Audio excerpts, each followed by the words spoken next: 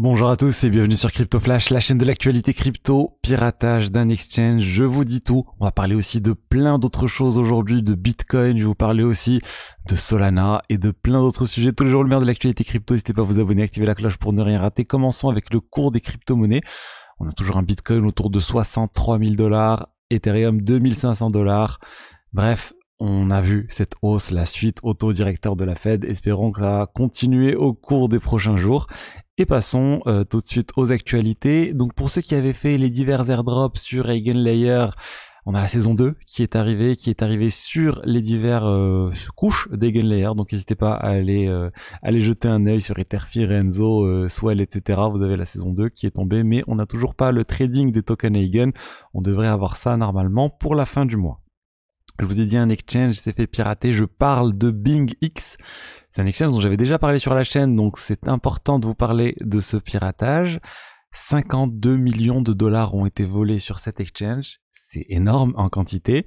Alors selon BingX, c'est uniquement leur hot wallet qui est concerné. Donc le hot wallet, c'est un wallet qui est connecté à Internet. Les exchanges ont besoin d'avoir des hot wallets et l'idée c'est que ces hot wallets représentent une quantité minime par rapport à la totalité des actifs sous gestion de BingX. Et d'ailleurs BingX ont tweeté qu'ils allaient couvrir la totalité de la perte avec leurs fonds.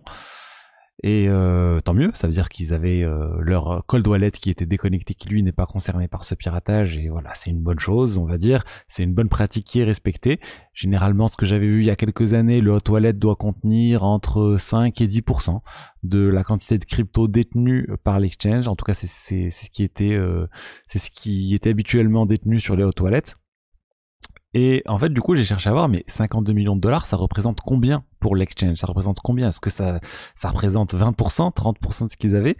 Et la seule information que j'ai trouvée, c'est sur CoinMarketCap, où on a la quantité d'actifs qui sont sur BingX, qui sont présents, et on parle de 400 millions de dollars.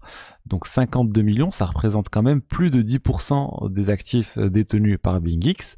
Et ensuite, je suis allé voir le Proof of Reserve. Le Proof of Reserve, c'est le document qui montre combien d'actifs BingX a. Donc il y a ce rapport qui date de décembre 2022 de Mazars. Et on a le Proof of Reserve live, a priori, qui est indiqué sur le site de BingX. Et il semble avoir 109% de BTC, 116% d'Ether, 128% d'USDT, 180% d'USDC.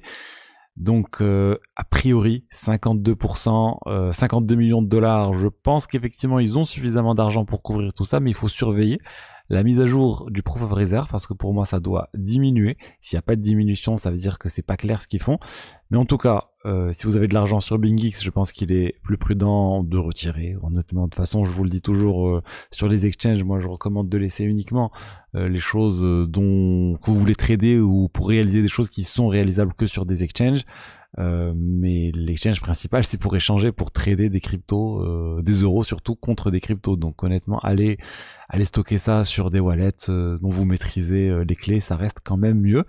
Et si vous avez de l'argent sur BingX, ben voilà, c'est pas un piratage, c'est pas la totalité de leurs actifs qui ont été piratés clairement, c'est une petite partie. Ils semblent pouvoir couvrir les fonds, et je pense honnêtement qu'ils peuvent couvrir les fonds, parce que voilà, on est sur un pourcentage qui est pas déconnant pour le hot wallet, et voilà, pour moi l'exchange ne va pas couler en tout cas. Mais voilà, ça montre toujours les risques associés à ces exchanges et les risques de piratage. Ensuite, on va parler de MicroStrategy, la société qui continue d'acheter massivement du Bitcoin. Ils viennent encore d'acheter 458 millions de dollars de Bitcoin. Ils ont plus de 16 milliards de dollars de crypto. Ils en ont acheté là, c'est dans la semaine du 13 au 19 septembre pour un prix moyen de 61 750 $. Leur coût de revient total, il est autour de 40 000 $ pour MicroStrategy. Ils continuent, ils lèvent de l'argent, ils lèvent de la dette, ils achètent du Bitcoin, donc c'est un peu de l'effet levier qu'ils font, hein. Si le Bitcoin chute totalement, ils ont clairement un risque de se faire liquider, en tout cas de se faire diluer massivement. Mais voilà, ça continue de bien marcher, malgré les ETF. MicroStrategy continue d'être très actif dans l'achat de crypto, de Bitcoin précisément. Ensuite, on a une bonne nouvelle pour Solana. on a le logiciel de Jump Crypto qui sert à faire tourner Solana, qui va bientôt arriver. On rappelle, en fait, des blockchains ont des logiciels qui sont installés sur les serveurs qui font tourner la blockchain. Sur le Bitcoin, c'est Bitcoin Core principalement qui est utilisé sur quasiment toutes les blockchains. Sur Ethereum, il y en a, surtout Bitcoin Core est utilisé sur quasiment tous les nœuds. Sur Ethereum, il y a plein de logiciels différents. Il y a une très très grande diversité des clients sur Ethereum qu'on retrouve pas forcément sur les autres blockchains. Ou en tout cas, jusqu'à maintenant, on retrouvait pas ça sur les autres blockchains. Et pour vous montrer un peu, le site Client Diversity montre la diversité des clients sur Ethereum. Voilà, on a du logiciel Prism, on a du Lighthouse, on a du Teku, on a du Nimbus. Sur la partie exécution, c'est une autre partie, on a au moins 3 clients différents qui ont plus de 15%.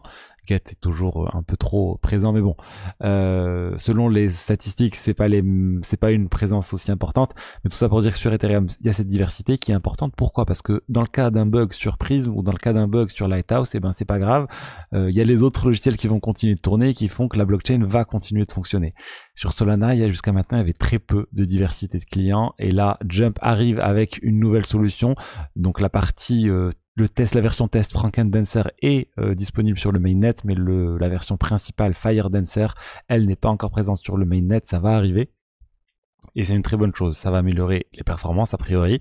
Ils utilisent un autre langage de programmation et ça va apporter vraiment une implémentation complètement différente des autres implémentations existantes de Solana.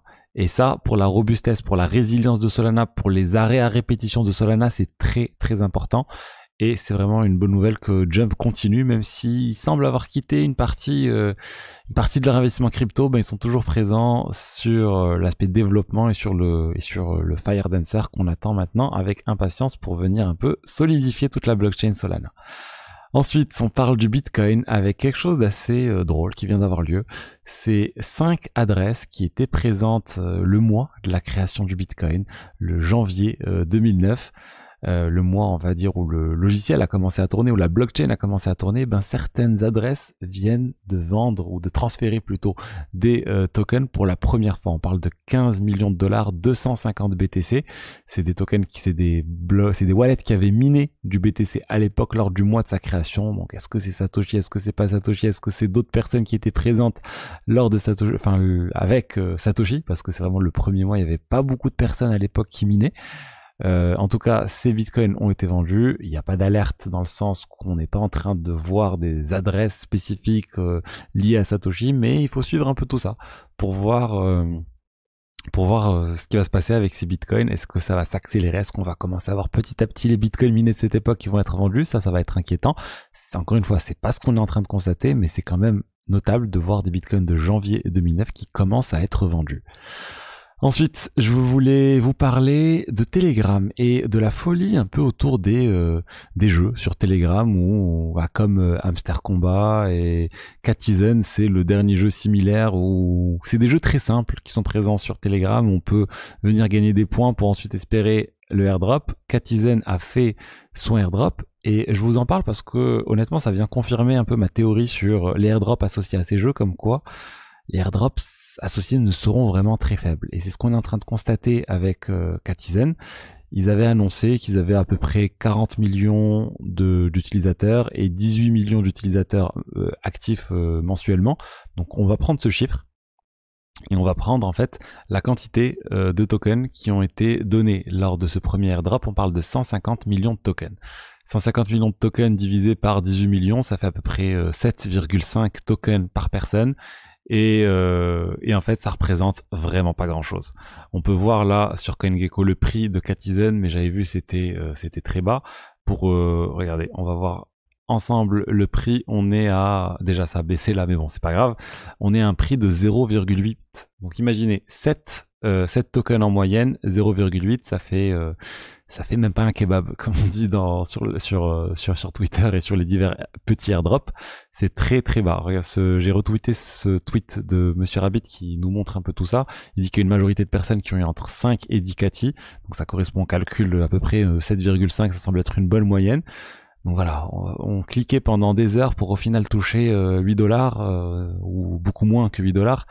C'est pas top. Et c'est ça qui m'inquiète un peu sur ces airdrops. Il y a beaucoup de personnes qui passent pas mal de temps. et pour au final pas grand chose. Donc si il y a du divertissement, moi ça me gêne pas. Si ça vous plaît, si vous trouvez ça drôle, intéressant de faire tout ça, pourquoi pas. Mais ne vous dites pas que vous allez obtenir 1000 $ en faisant ça. Et même l'airdrop Hamster Combat, les calculs sont similaires, on va dire. Il y a beaucoup plus d'utilisateurs. L'airdrop sera certes plus gros, j'imagine, mais j'ai du mal à imaginer, je vous avais fait les calculs, un monde où on aura plus de 100 $ d'airdrop sur ce type de projet.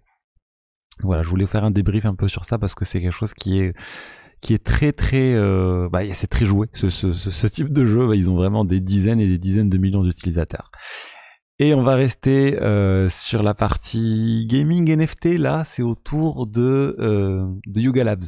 De Yuga Labs et de leur position sur les royalties et même celle de Magic Eden qui est en train de changer.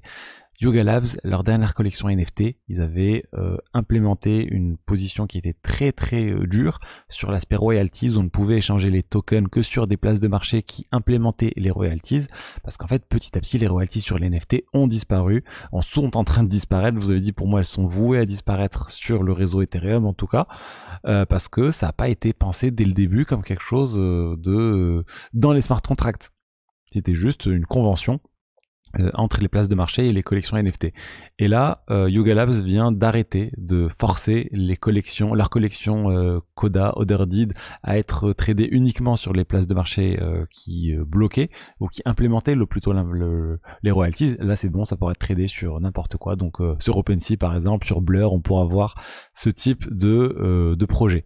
Et Magic Eden aussi, en fait, ils laissent tomber un petit peu les royalties. Ils disent maintenant les seuls royalties qu'on va mettre en place, c'est ceux qui vont vraiment être implémentés dans les smart contracts, tels que le standard 721C, mais qui est pas largement utilisé.